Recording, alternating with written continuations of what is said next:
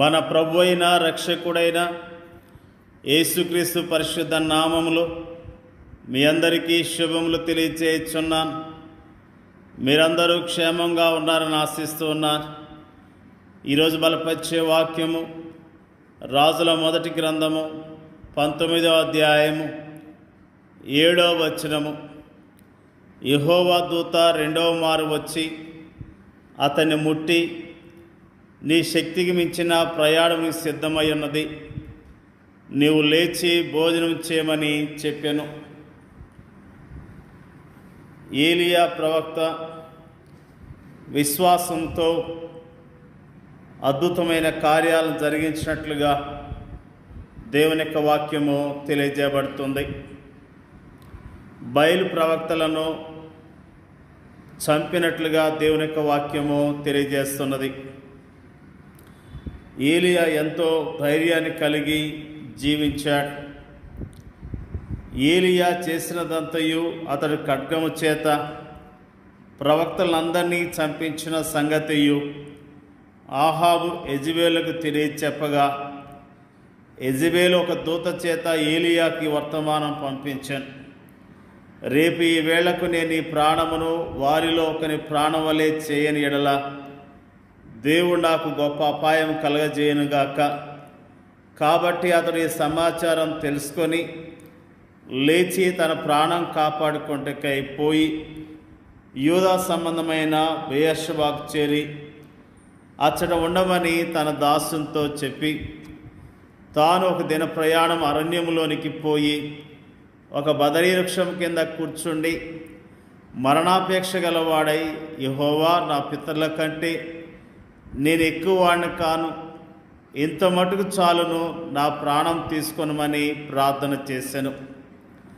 అతడు బదరీ వృక్షము క్రింద పరుండి నిద్రించుండగా ఒక దేవదూత వచ్చి అతన్ని ముట్టి, నీవు లేచి భోజనం చేయమని చెప్పాను. అతడు చూసినంతలో అతని తల దగ్గర నిప్పుల మీద కాల్చిపడిన అప్పమును నీళ్ళబొడ్డియు కనబడిన కనుక అతడు భోజనం చేసి తిరిగి పరుండెను. అయితే యెహోవా దూత రెండో మారు వచ్చి అతన్ని ముట్టి, నీ శక్తికి మించిన ప్రయాణం నీకు సిద్ధమై ఉన్నది, నీవు లేచి భోజనం చేయమని చెప్పినప్పుడు నిజముగా ఏలియా పట్ల దేవుడు ప్రత్యేకమైన ప్రణాళికలు కలిగి నడిపించినట్లుగా మనము జ్ఞాపకం చేసుకుంటూ ఉన్నాం. ఏలియా విశ్వాస సమయాల్లో కాకోలముల ద్వారా పోషించబడ్డాడు. విధవరాలు గృహములో పోషించబడ్డాడు. అతని నిరాశ సమయాల్లో దేవుని దూత అతని కాపలాగా ఉంచబడింది.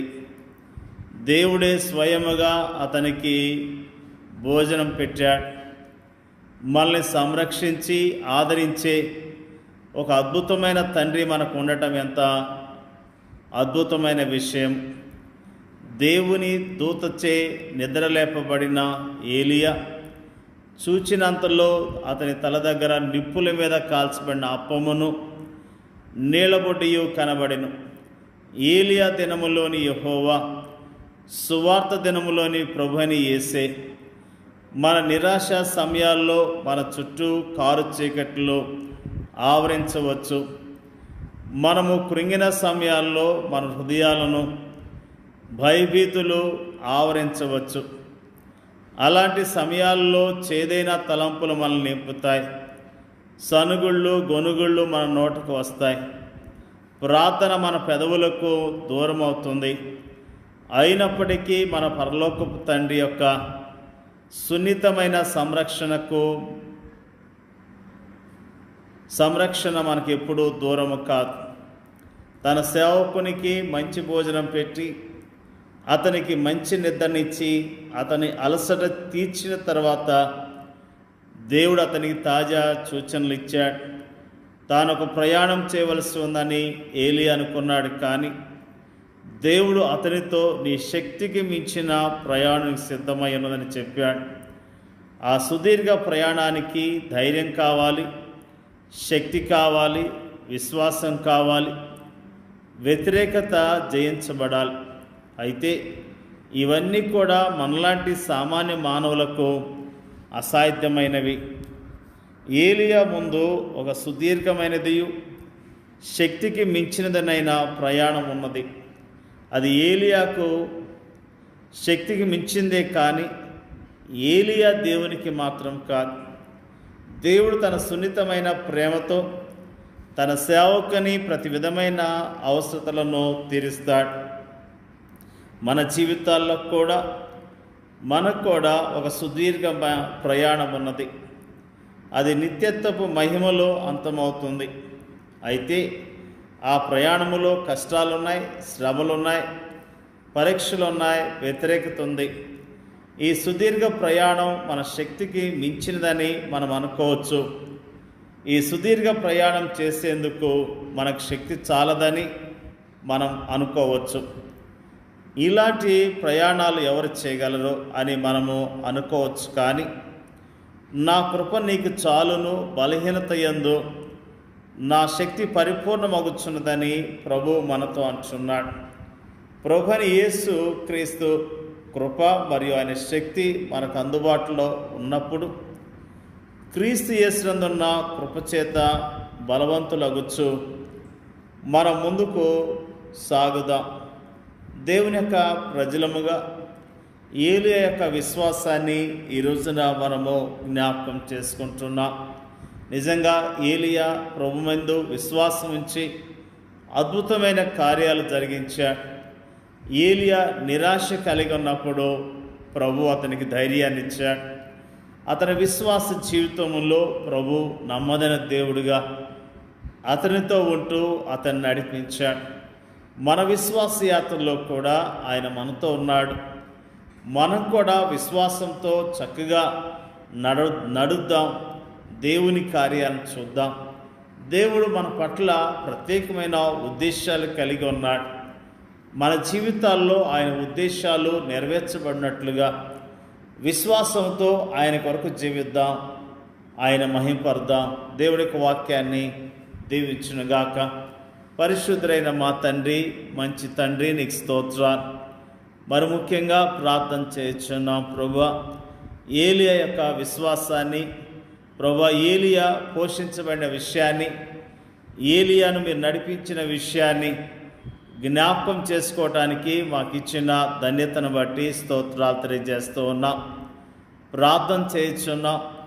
మరి ముఖ్యంగా ప్రభువా మా విశ్వాస జీవితంలో కూడా అయా మరి ప్రభువా విశ్వాసంతో జీవించడానికి కావలసిన నీ బలాన్ని, శక్తిని మాకు అనుగ్రహించమని అడుగుచున్నాం తండ్రి. నీకు వందనాలు తెలియజేస్తూ ఉన్నాం. ప్రభువా మా పట్ల నీకున్న ఉద్దేశాలు నెరవేర్చబడాలి. నీ చిత్తానికి లోబడి మేము చక్కగా ప్రయాణం చేయటానికి, యోగ్యముగా నేను మహింపరచడానికి సహాయం చేయమని ప్రార్థన చేయుచున్నాం. మరి ముఖ్యంగా ప్రార్థన చేయుచున్నాం ప్రభువా, నిరాశ నిస్పృహల్లో ఉన్న విశ్వాసులను, సేవకులను మీరు జ్ఞాపకం చేసుకోండి అయ్యా. అయ్యా మరి ప్రభువా వారిని ధైర్యపరచండి, బలపరచండి. వరకున్న నిరాశ నిస్పృహలు తొలగించి నీ నామంలో ధైర్యాన్ని దయచేయండి అయ్యా. ప్రార్థన చేయుచున్నాం. కృంగిన వారిని లేవనెత్తమని ప్రార్థన చేయుచున్నాం. దుఃఖముతో, ఆయాసంతో ఉన్న విశ్వాసులను బలపరచండి అయ్యా. ప్రార్థన చేయుచున్నాం. నీ నామములో ప్రభువా పరిచర్య చేస్తున్న నీ సేవకులందరినీ జ్ఞాపకం చేసుకోండి అయ్యా. స్తోత్రాలు. మా దేశంలో ప్రపంచవ్యాప్తంగా నీ నామములో పరిచర్య చేస్తున్న సేవకులను, వారి కుటుంబాలను దీవించి ఆశీర్వదించండి. వారికి ఉన్న ప్రతి అవసరత మీరు తీర్చండి అయ్యా. స్తోత్రాలు.